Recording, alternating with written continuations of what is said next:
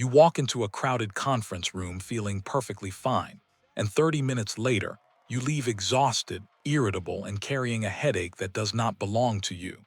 You have not spoken a single word. Your empathy isn't a spiritual gift. It is a biological intake valve. And right now, yours is stuck wide open in a room full of toxic air. Imagine a massive industrial intake pipe pulling millions of gallons of corrosive, hypersaline ocean water. If you place a standard sponge in that pipe, it bloats, tears, and disintegrates in seconds. In a high-stress corporate environment, your empathy is acting exactly like that sponge. A sponge is not fragile. It is just structurally incapable of surviving a high-pressure intake. For a long time, you might have believed this permeability was a virtue. But in a demanding environment, high sensitivity is often a major obstacle holding back your professional development. You are operating as a human sponge in an ecosystem spilling unmanaged stress. In today's hustle culture, where so many are quietly terrified of artificial intelligence replacing them, sudden layoffs, and tool overload, the ambient panic is deafening. A sponge does not discriminate. It absorbs the water, the grime, and the heavy salt until it is simply too heavy to function. There is a specific biological mechanism here that demands attention. Research from the National Institutes of Health tends to suggest that mirror neurons, the brain cells that react when observing someone else's action, play a massive role here. For the 15 to 20% of the US population classified as highly sensitive people, these neurons appear to act as unrestricted intake valves. You do not just observe the panic of a colleague. Your brain actively attempts to simulate it. Their emergency suddenly feels indistinguishable from your own. This biological transfer of feeling is known as emotional contagion. It is the invisible current of the workplace. Consider a typical afternoon. You sit across from a manager actively projecting their fear of missing quarterly targets onto you. You watch their jaw clench, hear their sharp breath, and your nervous system quietly mirrors the exact same panic. The crushing sales pressure is theirs, but the physical tension is suddenly yours. You are trapped in a biological echo chamber. Setting boundaries here is exceptionally difficult because you cannot rely on the safety of a personal relationship.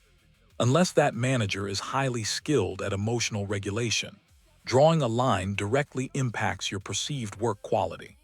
You are expected to sit there, maintain eye contact, and process their panic while protecting your own baseline.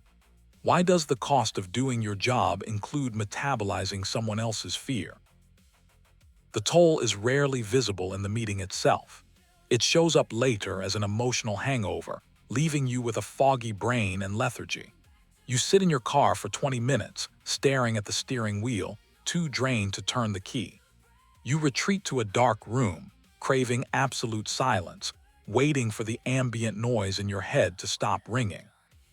Sometimes, the body attempts to ground itself from this severe sensory overload through emotional eating, which can lead to a physical weight gain of 5 to 15 pounds. Your biological threat detection shifts into a high-alert survival state, triggering a release of cortisol, the stress hormone. It feels like systemic flooding. You carry the weight of a room simply because your intake valves were left wide open. But what happens when you stop trying to absorb the friction? The answer requires a complete mechanical overhaul. Stop absorbing, start filtering. Enter reverse osmosis. Survival in a high-stakes environment requires a structural shift. It requires moving from operating as a sponge to operating as a filter. Think about how a modern desalination plant works. It does not absorb the ocean. It forces it. A semi-permeable membrane requires a rigid microscopic architecture. It allows the pure, life-saving resource, genuine connection, deep understanding, clear communication, to pass through. But it aggressively blocks the heavy molecular weight of the salt. This is where the friction lives. Recovering your energy after facing that boss over sales pressure requires talking clearly and directly. It requires establishing a perimeter that says you will do the work, but you will not carry their anxiety while you do it. That conversation is incredibly heavy. The guilt you feel when saying no isn't a sign you've done something wrong. It's just the friction of the filter working. You assume that because pushing back often leaves you feeling exhausted, you are somehow failing, or just too weak for the corporate world. But what if that exhaustion is entirely misunderstood?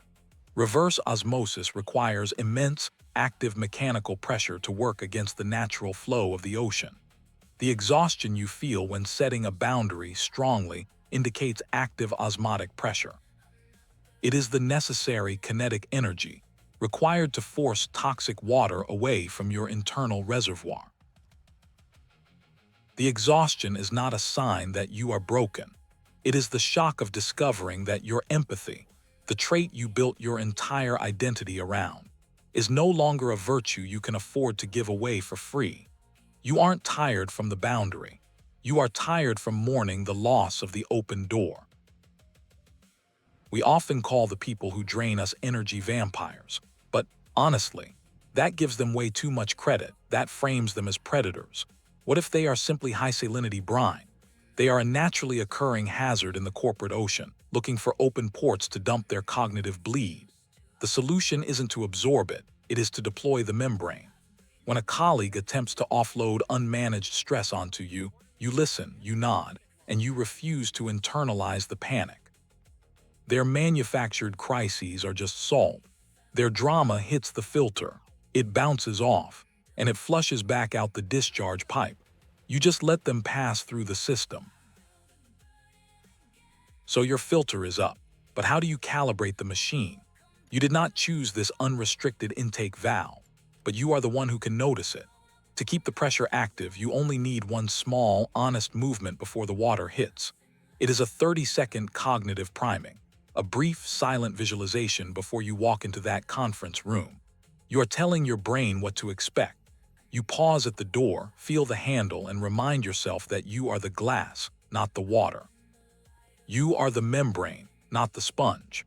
You set the intention that whatever panic exists on the other side belongs entirely to them. If something here landed and your first instinct is to move on quickly, stay with it 10 seconds longer. You will probably face the brine again tomorrow. Not because you failed to learn this, but because intellectual clarity rarely translates into immediate habit. The ocean does not stop pulling just because you built a wall. Let the rest of the room manage their own weather. You have a filter to maintain,